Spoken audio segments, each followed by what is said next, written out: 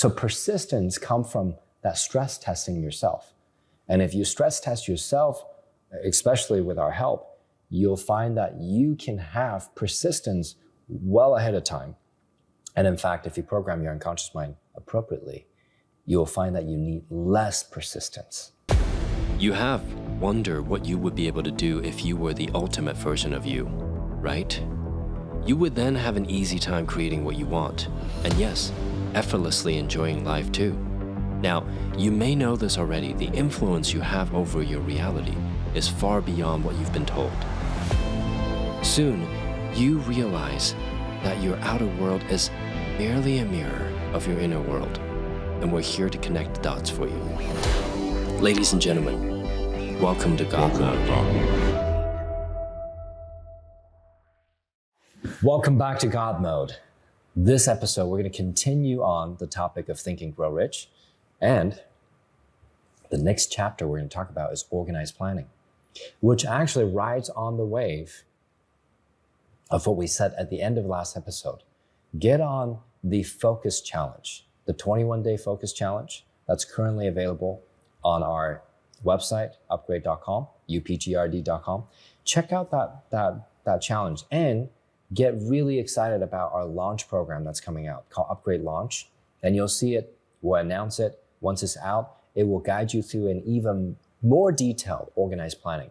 So let's talk about organized planning and what role it plays when it comes to thinking and growing richer.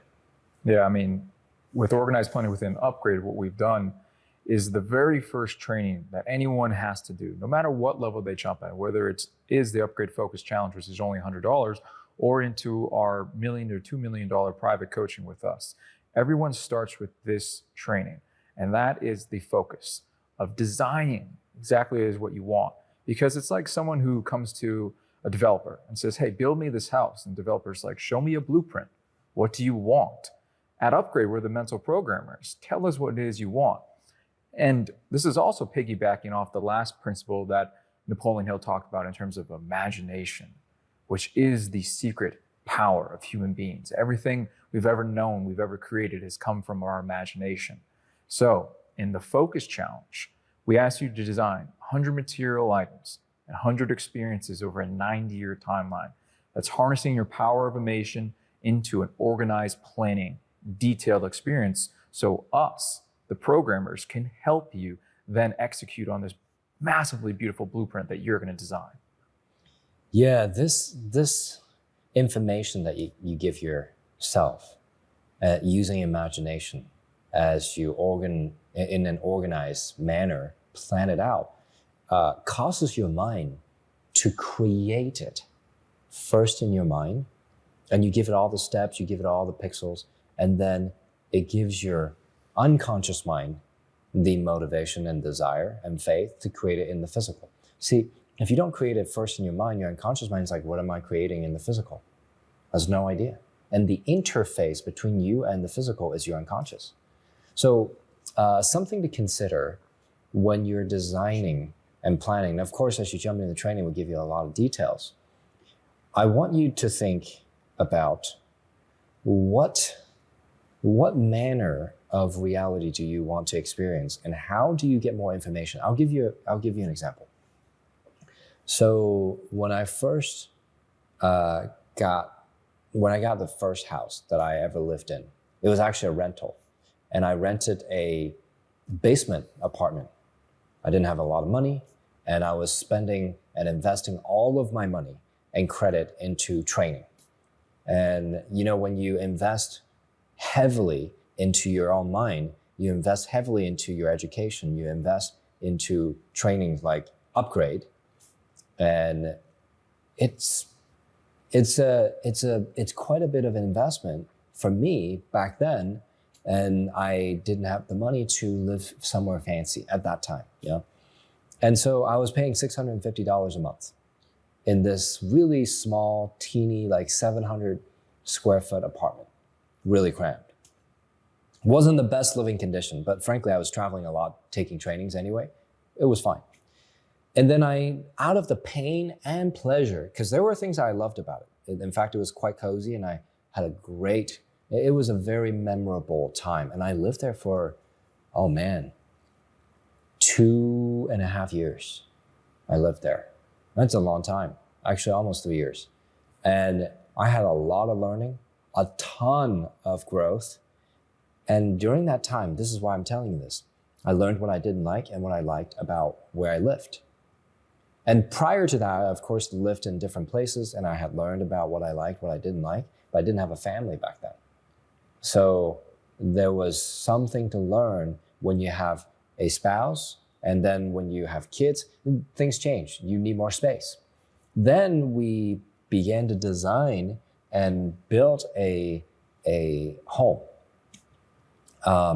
And it was a wonderful home. It wasn't huge, but it was still, 2,800 square foot or so. No, it was 2,500 square foot about. And it was big enough for me and my wife and one child, and occasionally having family visit. It was plenty of space. And I also loved that place. We spent a lot of time designing it, and then it got created. And we watched the whole process of creation. And there were times I was like, oh man, am I gonna make it in terms of funding?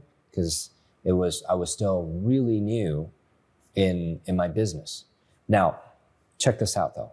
During that process, I learned everything that I liked, and I learned everything that I didn't like, even more precisely. Then, 6-7 months later, I was already designing my next house. In fact, 5 months later, I started designing my next house, and I started drawing inspirations from different places.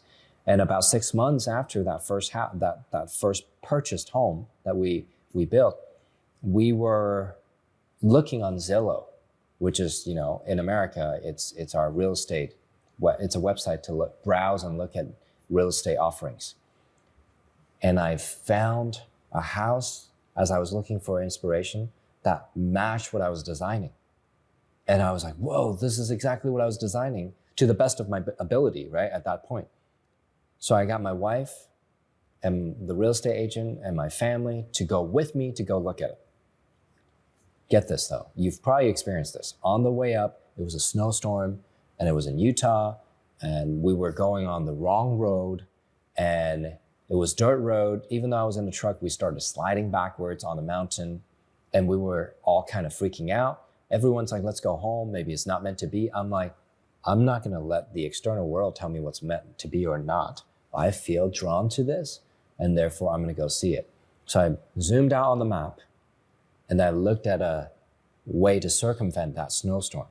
And I found the actual path that's actually paved and shoveled and cleared. So we finally got to the house, and I'm like, this is the house. And there's a lot of obstacles along the way. It was simply a representation of what obstacles there were in my mind, even to the process of financing the home.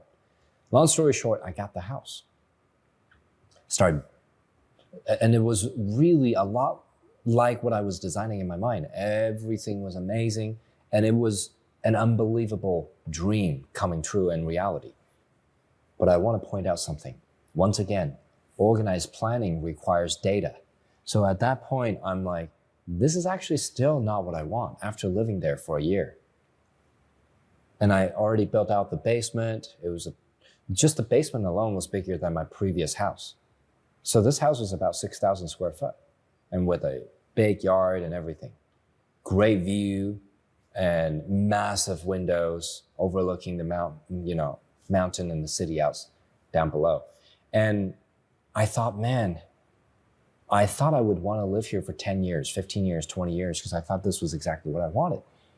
But because of my desire for continuously optimizing what I wanted, I began to design again what I want.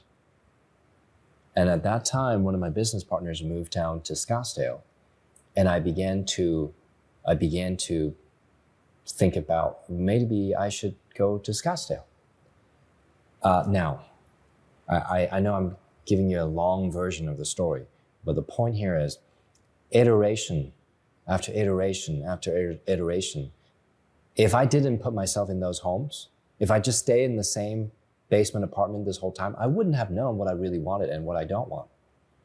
And because of all of these things, and then me traveling and then visiting different cities, coming down to Scottsdale, I loved it so much, I moved down here. And so after living in my now beautiful mansion of a sort, and on the mountaintop, it was beautiful setup, for almost 3 years, I moved down to Scottsdale and rented a space because I want to build something even more custom. I want to build something exactly what I wanted. And now, 2 years into the building process, we're almost done. I'm building the next house in my mind already. And I start looking at, wait a second. As I'm visiting the construction site, I see this, I see that, I see this. I can envision myself living here 5 to 10 years, but the truth is, I most likely will want something different 2 to 3 years into it. So I actually talked to my wife last night and I was like, hey, what about this piece of land? What if we acquire this, sit on it for 3 years, get to know everything about our current build, learn to love it, learn to not love it, whatever it is, pick out everything that we like, build an inventory, and then reconfigure our design, put everything we like in this new plot of land, which is 5 times bigger, and remove everything we don't like, and then make bigger some of the things we want, like a bigger garage or whatever. If you know I love cars. And that new lot is actually in a more convenient location.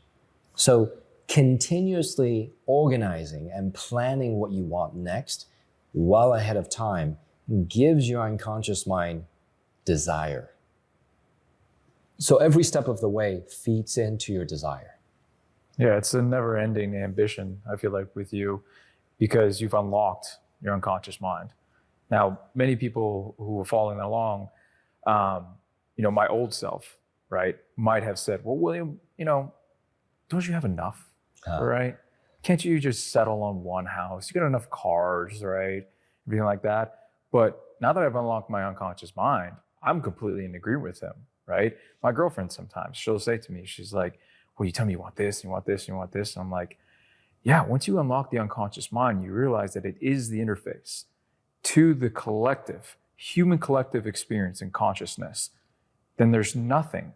It's all infinite. There's no limit, right? So why would we not, in this human experience that we only get once, continuously to push ourselves?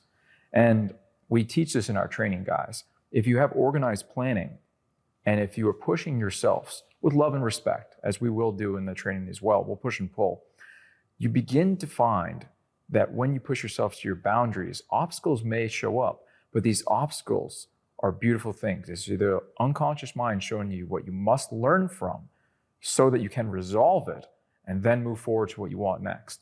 So William will do certain things, stress test himself, and I'll do certain things. And we'll do this for our clients as well. When they ask us the how, we put yourself in simulated, nice environments of stress testing so that you can resolve the negative emotion there so that in the future, it's effortless. So why is William doing all this? So he can resolve faster and get what he wants more often. Yes, Michael brought up a really good point. Stress testing. Now, those of you who don't know me, including sometimes even my parents, and or highly trained individuals and involved or affiliated with us, and even some of the people we work with sometimes, like I've been asked, even Michael's asked me before, like, why are we, spending this much money on this? Or why are we doing this? Why are we pushing boundaries when it's really not necessary? It's true. Especially my parents. And, every time I'm like, oh, I want to buy this. They're like, what? Right? Don't you have enough? Right? Don't you just want to save up? I'm like, yes, I do, but can I not do both? Right? They're like, when will you have enough? When will it ever be enough? Like Michael was saying earlier, right? People will ask that question. And what I learned was that I'm not here to acquire more stuff. I'm here to acquire the knowledge to have total command, total dominion, and total control and mastery over my physical. And if I want something and it becomes real to me, it becomes real, it comes into my existence, then I learn the principles, the laws, and the micro behaviors, the communication, the strategy, everything needed to create and construct such a new reality for me. So I want to learn that process. And the more I acquire, which are simply tangible feedback from my reality saying, oh yeah, you figure that out. So to me, it's a journey of infinite learning, which is very exciting. And in fact, I didn't even say, I'm planning on 3 other properties, 2 on the East Coast and 1 or potentially 2 in Europe, and then another one actually in Asia, but that's later down the road, for expansion of upgrade, but also for me to be able to go and visit with a home base and be able to store our equipments and be able to communicate with our key clienteles that are in these special areas of, frankly, high influence and big impact.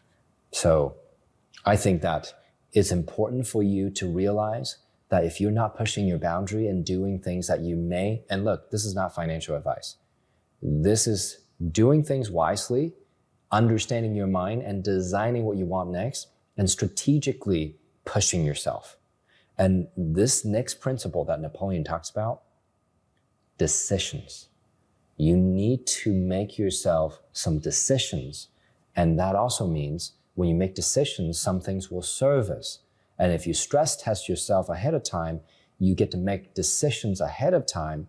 That also means when faced with a somewhat difficult situation or challenge, you will have already made a powerful, solid decision that aligns with your goal in the future. Michael, would you speak a little bit more on decision and why it's powerful to make decisions that favors you and your goals? I mean, the decisions represent what we believe in and what we're going for in our lives. So we make decisions all the time, right? What am I going to eat for lunch? Although sometimes my girlfriend and I will take a while to decide that. More her than anything like that. She's getting better and she's improving. It's also a mirror of me. All good. I love you, Braille. Anyway, so decisions, we make them all the time, right? How unconscious of you are some decisions that may or may not be yours, though, that are limiting beliefs that were passed down to you.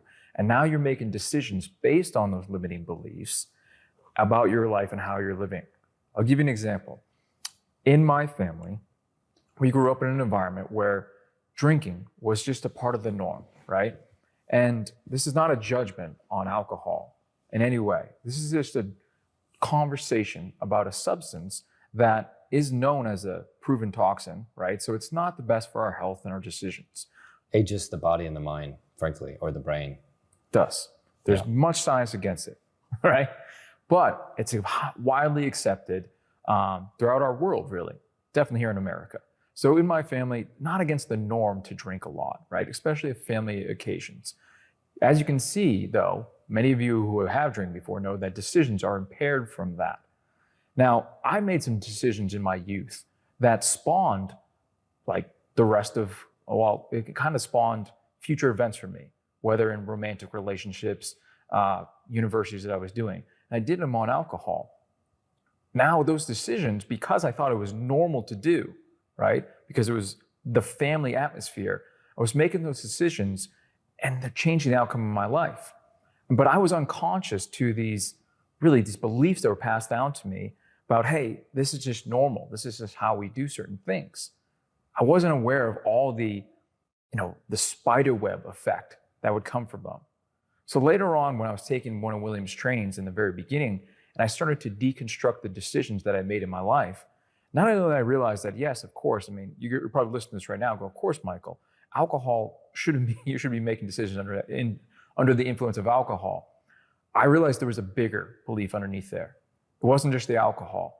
It was about how my family and how generations of my family made decisions prior and how those were unconsciously passed down to me. And William had talked about in a previous episode about generational wealth being passed down. It's not through the money, it's through the specialized knowledge of it. Well, now that I have different learnings about not just alcohol, but how I make decisions in everyday life, I'm going to pass those down to my children. Different beliefs about those things and how they're going to act in just normal interaction with human beings. that's going to spawn a whole new, really like legacy of the Mahonies. And I feel proud about that because it's something that I didn't even know was a possibility until I met you. So again, this is one of the things I'm massively grateful with William.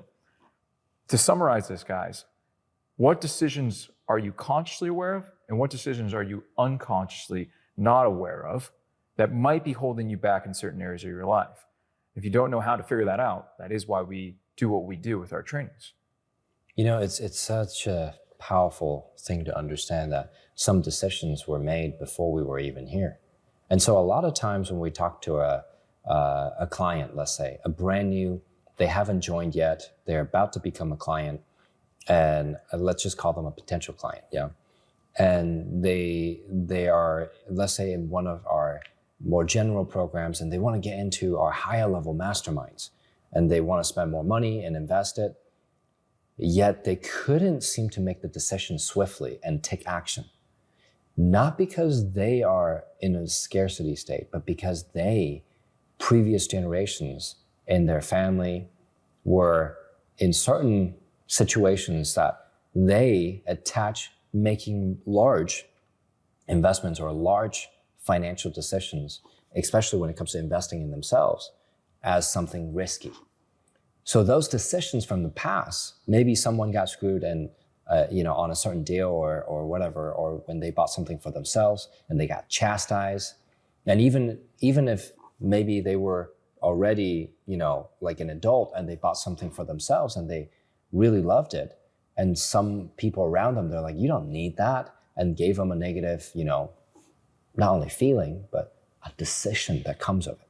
So I think it's important to recognize that oftentimes decisions that we made in the past is what's causing some of the problems we're experiencing. So now you have the opportunity to make new decisions. And here's a guideline that I was actually talking to one of my really good friends who is a very successful e-commerce entrepreneur. And I was talking to him about, certain things to gift people, gift friends and family or even clients. And I was asking him for his opinion. I'm like, is that too much?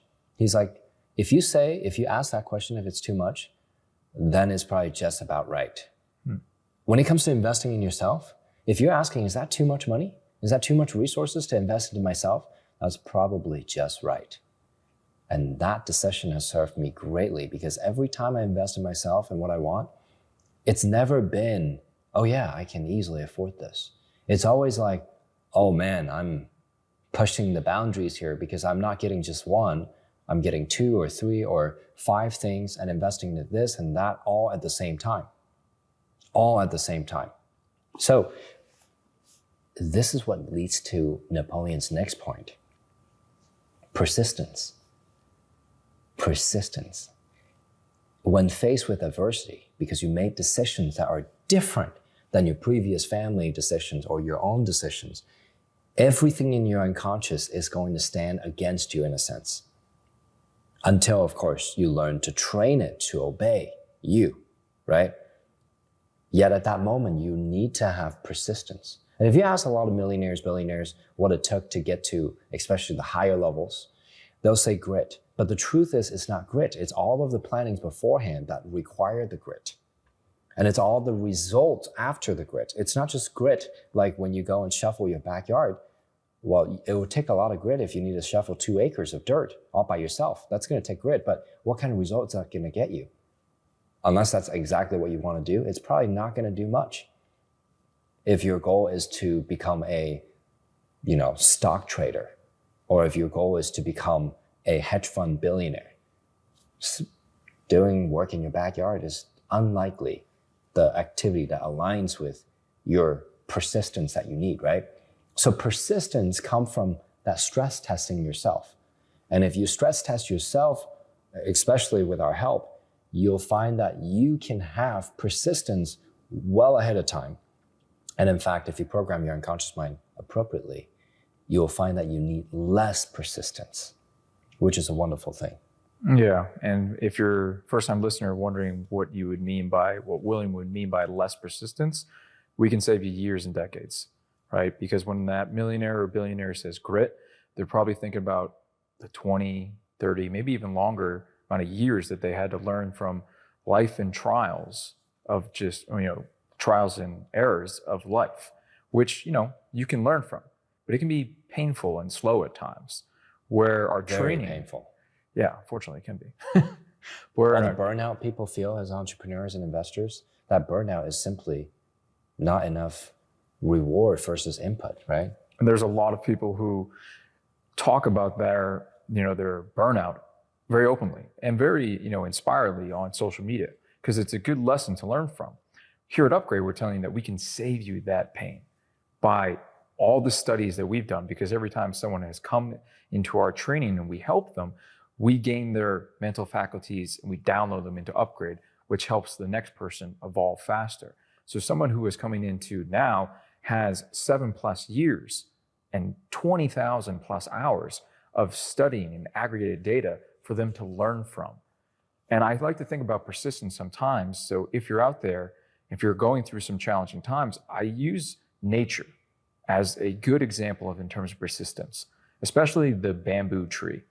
There's a lot of watering that goes into the bamboo tree, and it doesn't sprout for almost 5 years, right? But once it does, it grows almost 90 feet in a span of 2 to 3 months or something like that. What does that mean?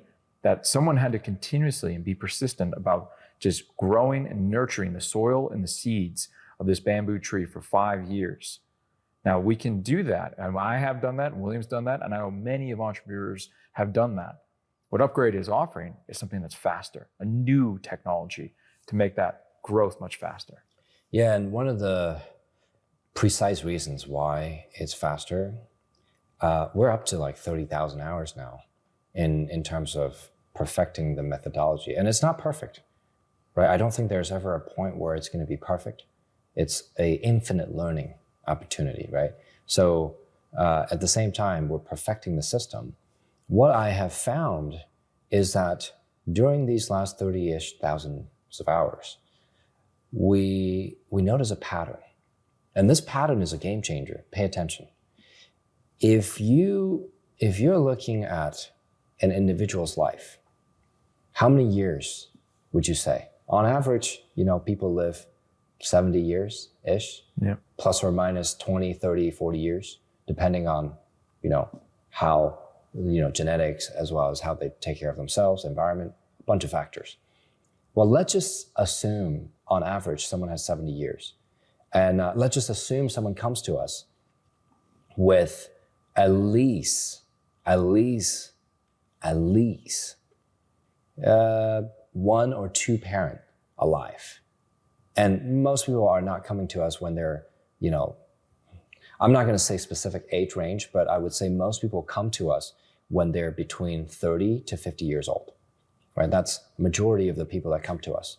And during that time frame, combining maybe both parents having 60, 70 years of experience, not to mention previous generations, that's over 100 years, 150 years of experience just from parents, and then 30 to 50 years of their own life, right? So roughly, let's just be very conservative. Let's just say 150 years. Actually, let's say 100 years, yeah? Should we keep it simple? Let's say 100 years per person. They bring their parents and their own life experience into this, into Upgrade. And when Michael said we gain their mental model, yes, because we have to download it, analyze it, help them modify it, and reprogram it. And once we do, what happens is we then upload it back into their mind. They go out and test it. They give us feedback. We get another iteration. We go again. We do the same thing, and then we give them a more perfected version of their operating system. But meanwhile, that model of their mind, and you really have to know what to look for to construct such a model. We then use that and take components of that we observe that have worked with other entrepreneurs, and we go and test with this person, and vice versa. And so we're doing group testing. We're aggregating data, not just one person, but thousands of people at the same time. So we're experiencing 1,000 lives at every given moment. So when it comes to aggregating data, Well, I mean, think about how long it took Napoleon to write this book, 25 years. But due to and thanks to modern technology, we're able to do very similar to what Napoleon Hill did in 25 years. And that's a great story. We're able to do that every single year. That's a bold claim. But back then they didn't have emails. Back then they didn't have Zoom. They didn't have Facebook, Instagram. They didn't have the opportunity to talk to, and frankly, there are entrepreneurs that are talking to millions of people and on a live stream. Yeah, every email reaches millions of people. You know that is the marvel of technology. So thanks to technology, we're able to aggregate thousands of lives, data, and mental patterns and observe what's the most optimized version and combination of such. And then we put them into our upgrade system. And the next principle of Napoleon Hill, he said, to think and grow rich, the next step, I'm gonna actually pull it up. It says the power, chapter 10, power of the mastermind. And what is the mastermind? The mastermind is sharing and aggregating data, decisions, desire, faith, and strategies and solutions from the most powerful, successful people in that same and or perhaps different industries. What we're doing is 10 times, 20 times more data and then creating a model that can be distributed so that you can experience our mastermind with one-on-one coaches that support you and continue to give you feedback. So what I'm saying is you can experience the real application of Think and Grow Rich in our trainings in a matter of months, rather than spending 25 years aggregating that knowledge by yourself and having to have money to do such a work, right? You just pay the ticket of admission into our training and into our mastermind, and you'll find yourself having the same, if not far greater, more data. And that's simply because of the day and age that we live in. So one more thing that I want to say is that the next episode, we're going to talk about something pretty wild, because the next principle in this book is the power of sexual transmutation. So we'll save that for the next episode. See you guys. And subscribe. And follow us on all the social media accounts and too. share. Yes.